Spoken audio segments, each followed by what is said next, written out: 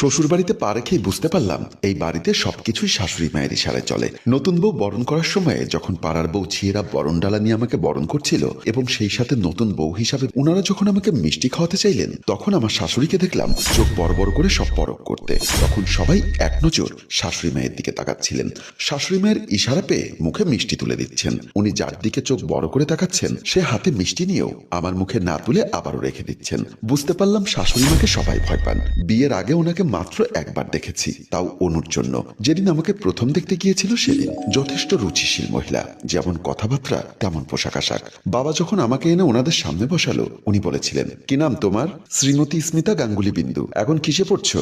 MBA complete করে একটা private কোম্পানিতে চাকরি করছি।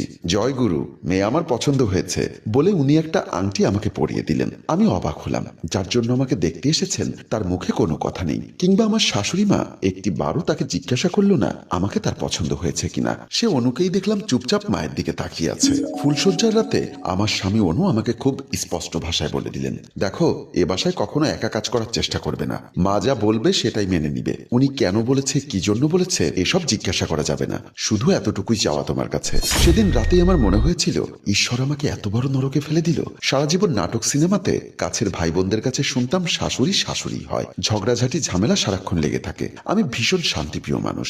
শ্বশুরবাড়িতে প্রথম দিনেই এমন আভাস পাওয়ায় আমি বেশ ভীত সন্ত্রস্ত হয়ে পড়লাম। সমস্ত অনুষ্ঠানাদি শেষ হবার পর পুরো বাড়িতে তখন কেবল আমি, আমার স্বামী অনু আর আমার শাশুড়ি মা। অফিসের ছুটিও ততদিনে শেষ হয়ে আসলো। শাশুড়ি মা তখনও গুরু গম্ভীর, কাজের বাইরে খুব একটা কথা বলেন না। মা, আমার ছুটি শেষ, অফিসে জয়েন করতে হবে। তিনি সেরকম কোনো কথা না বলে বললেন, তোমার অফিসে কি লাঞ্চ দেয় নাকি আগে বাসা থেকে নিয়ে যেতে?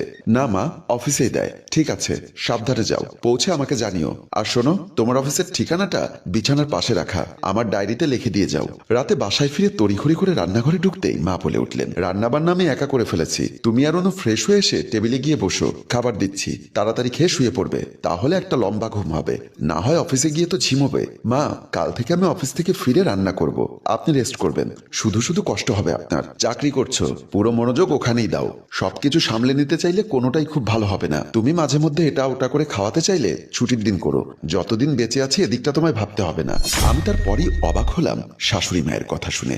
আমি ভাবলাম হয়তো নতুন, তাই মা আমায় কিছু করতে দিচ্ছে না। কিন্তু ভাবনার ছেদ পড়ল যখন বিয়ের 1 বছর পার হয়ে গেছে। এখনো রোজ অফিস থেকে ফিরলে মা খাবার রেডি করে টেবিলে সাজিয়ে রাখেন। ওনাকে আমি বুঝতে পারি না। ভীষণ শক্তপোক্ত মানুষ, খুব কম কথা বলেন, কিন্তু সবকিছু নিজ হাতে করেন। আমার বোঝার কোনো উপায় নেই আমি এবারের বউ না মেয়ে। বেশ কদিন হলো অফিসে বেশ ঝামেলা চলছে।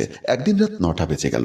আমিও কাজের চাপে বাসায় ফোন করে জানাতে ভুলে গেছি যে বাসায় যেতে দেরি হবে। হঠাৎ রিসিপশন থেকে একটা ফোন আসলো, ম্যাডাম, নিচে ওয়েটিং রুমে আপনার জন্য একজন অপেক্ষা করছে। আমি ভেবে পাচ্ছিলাম না এ সময় আমার কাছে কে আসবে।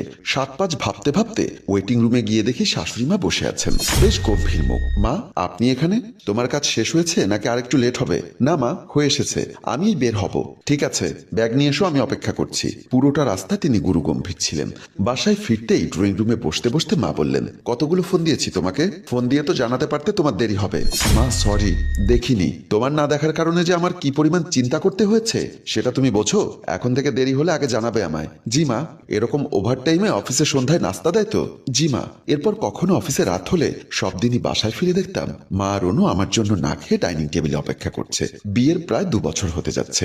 এমন একদিন আমরা 3 জন মিলে আমার পিসি বাড়ির বাড়িতে নিমন্ত্রণ খেতে গেলাম।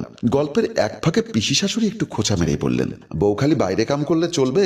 বাচ্চা নিবে কবে? আমি ইতস্ত করতে করতে কিছু একটা বলবো, তখনই শাশুড়ি মা বলে উঠলেন, দেখো, ওদের প্ল্যান অনুযায়ী যখন ইচ্ছা নিবে, আর সবচেয়ে বড় কথা, উপরওয়ালা যখন চাইবে তখনই হবে। যেচে যেচে এত গোপন কথা কাউকে জিজ্ঞাসা করো না, ভালো দেখায় না।